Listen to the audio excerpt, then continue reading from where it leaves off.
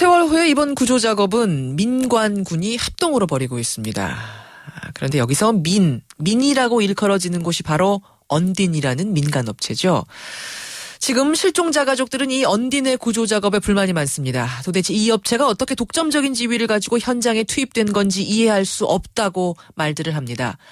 특히 이 언딘의 대표는 사단법인 한국해양구조협회의 부총재라는 사실이 알려지면서 언딘이 한국해양구조협회를 연결고리로 해서 해경과 밀접한 관계를 유지해온 게 아니냐 하는 의혹도 일고 있습니다. 지금부터 김춘진 의원을 만나볼 텐데요. 김 의원은 지난해 국정감사 때 한국해양구조협회의 해경 간부가 너무 많다는 부분을 지적하셨던 분입니다. 이분은 뭔가 알고 있지 않을까요? 연결해보죠. 새정치민주연합 김춘진 의원입니다.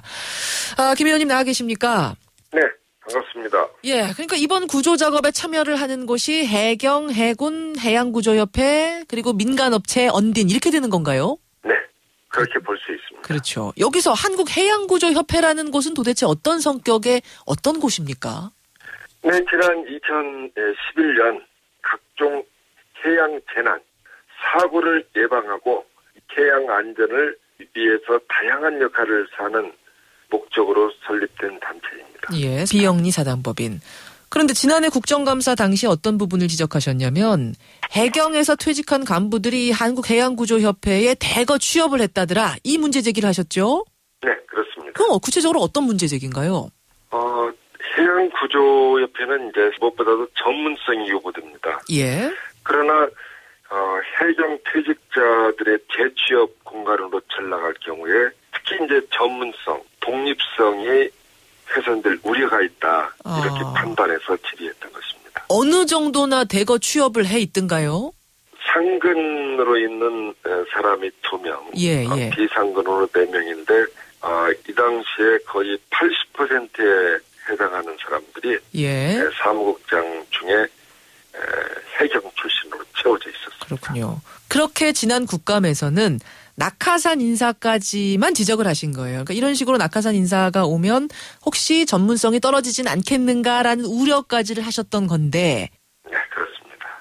지금 지적이 되는 것이 이 해양구조협회의 부총재가 이번에 민간업체로 지정이 돼서 독점적인 지위를 행사하고 있는 언딘의 대표다라는 사실이 밝혀지면서부터 이제 좀 논란이 일고 있는 건데요. 혹시 이 해양구조협회라는 걸 연결고리로 해서 퇴직자 해경 간부들하고 이 민간업체들 사이에 어떤 교분을 쌓고 그래서 이런 구조작업, 이런 사고가 발생했을 때 뭔가 좀 어떤 특혜를 줬던 것은 아니냐. 이런 의혹들이 제기가 되고 있습니다. 어떻게 보세요? 저는 이번에 청해진, 즉 세월호 소속사죠. 예. 그래서 언빈이라고 하는 내하고 계약을 맺었다고 합니다. 사고 수습 계약이죠. 이건 법에 의한 그런 거겠죠. 예. 예. 그런데 이러한 선박군항 계약은 인명구조가 아닌 선체 인양이 주목적이었다고 그래요. 그래서 당시에 언딘 소속 민간 잠수사들이 상시 고용이 아니고 이러한 사고가 발생했을 때 수시로 모집된 이러한 잠수사들이라고 그래요. 상근자가 아니라 이런 사고가 발생하면은 이제 그때 모집이 되는 사람들이다. 네, 그렇죠. 해경이 관계자에 따르면 그렇습니다. 민간 구조사. 예. 민간 구조사들의 약 80%가 언딘 소속 잠수사다. 그런데 이 잠수사들은 상근하는 분들이 아니고 이러한 사고가 났을 때 모집하는 분들이다. 그러면 평소에는 언딘하고 아무 상관이 없다가 이런 사고가 났을 때는 마치 아르바이트생 모집하듯이 사람을 모집을 하면 그쪽으로 신청을 받아서 그 사람들이 투입이 된다 이런 말인가요? 네, 그렇게 볼 수 있어요. 평상시에 잠수사들의 그런 네트워크를 가지고 있다가 모집을 해서 투입한다 이렇게 볼 수도 있습니다. 그 말씀은 평소에 언딘 소속으로 상근 소속으로 어떤 계속 전문적인 훈련을 받고 관리를 받아오던 사람들은 아니란 말씀이시군요. 네. 예. 그러니까 지금 이제 언딘이라는 민간업체가 독점적인 지위를 행사하면서 수색 작업이 구조 작업이 잘 이루어졌으면 문제가 없었을 텐데 지금 구조 작업이 계속해서 논란을 불러일으키고 갈등을 불러일으키다 보니까 이런저런 의혹이 발생하고 있는 와중이 아니겠습니까? 네, 훈련이 잘 돼 있었으면은 저는 이러한 문제가 발생되지 않았다고 봅니다. 예.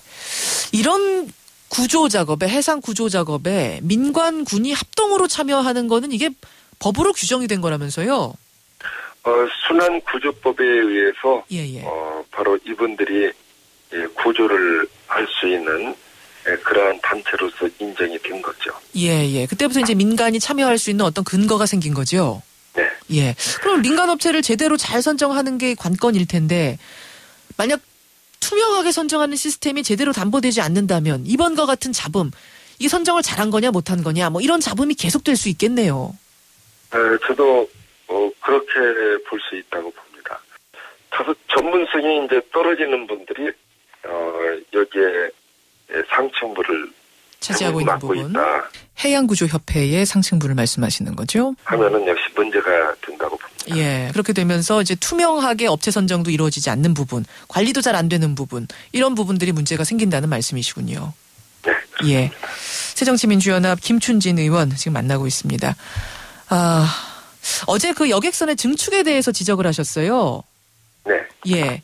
이거 자료를 받아보시니까 좀 심각했다고요? 네, 그렇습니다. 1000톤 이상의 여객선 17척 중에 15척이 그 중고 선박이에요. 17척 중에 15척이 중고였다? 예. 예. 이제 중고 배를 예. 그 일본이나 많은 국가에서 예.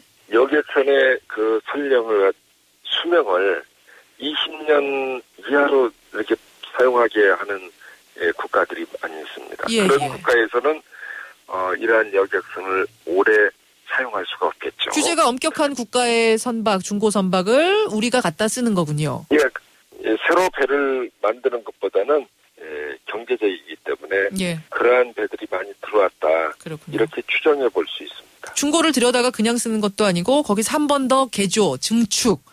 이번 세월호처럼 예, 말입니다. 그렇습니다. 그 과정에서 예, 보건성 떨어지는 문제, 안전성의 결함 이런 것이 생기진 않는 것인가 이제 의심을 하시는 거예요.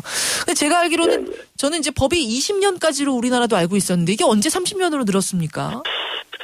역시 2009년도에 규제개혁 완화 차원에서 2030년까지 더 연장이 됐습니다. 그렇게 된 거고. 그래서 중고배를 오래 쓸 수 있는 기간이 그만큼 늘어난 거죠. 예. 그렇게 해놓고 검사라도 좀 제대로 했으면 모르는데 지금처럼 검사, 관리 감독이 제대로 안 된 상황이라면 그 배들 중에 얼마나 안전한 것인가, 얼마나 안전성이 확보된 것인가는 또 이게 의문스러울 수밖에 없는. 총체적으로 전수검사 한번 해야 되는 거 아닌가요? 네, 그렇습니다.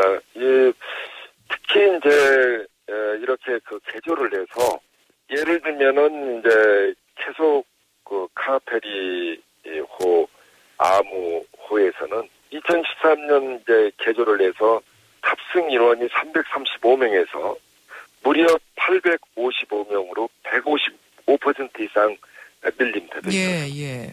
카페리 여객선 대모호는 총 4차례 개조를 통해서 승선 인원을 248명에서 345명으로 늘렸지만은 이 보건성 재검사는 한 차례도 받지 않는 것으로 드러나고 있습니다. 심각하네요.